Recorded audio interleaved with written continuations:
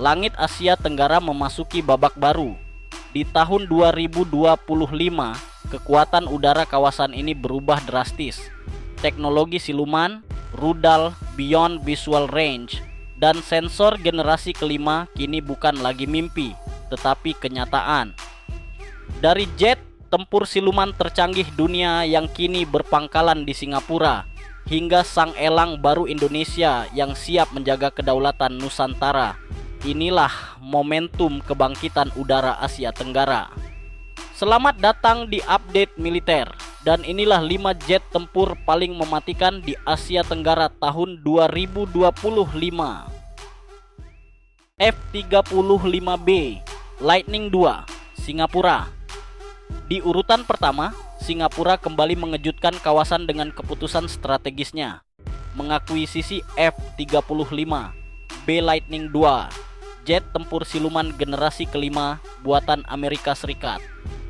F-35B memiliki kemampuan lepas landas pendek dan pendaratan vertikal (STOVL), cocok untuk pangkalan-pangkalan kecil maupun kapal induk ringan.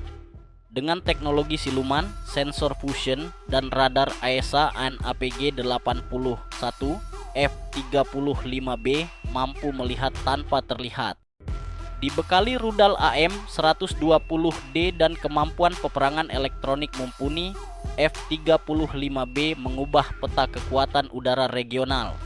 Singapura kini resmi menjadi negara pertama di Asia Tenggara yang mengoperasikan jet tempur generasi kelima. Dassault Rafale, Indonesia. Indonesia mengukuhkan posisinya sebagai kekuatan udara terbesar di Asia Tenggara dengan pengadaan Dassault Rafale dari Prancis. Jet tempur twin engine generasi 4,5 ini menjadi tulang punggung baru TNI Angkatan Udara. Dengan radar AESA RBE-2, sistem peperangan elektronik Spectra, dan kemampuan membawa rudal Meteor jarak 200 km, Rafale siap menghadapi ancaman modern di kawasan. Keunggulan lainnya terletak pada multi-role capability, dari dogfight, serangan permukaan, hingga pengintaian.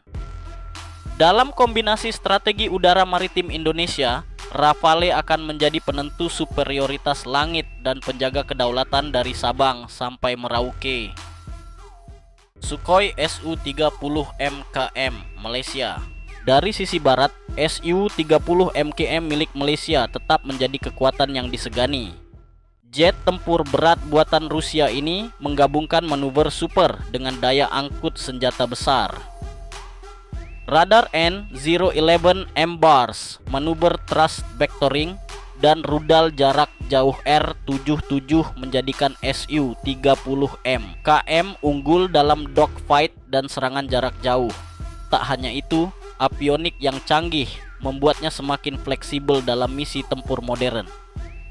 Dengan jangkauan operasional luas dan daya gempur masif, Su-30 MKM masih menjadi penjaga utama wilayah udara Malaysia.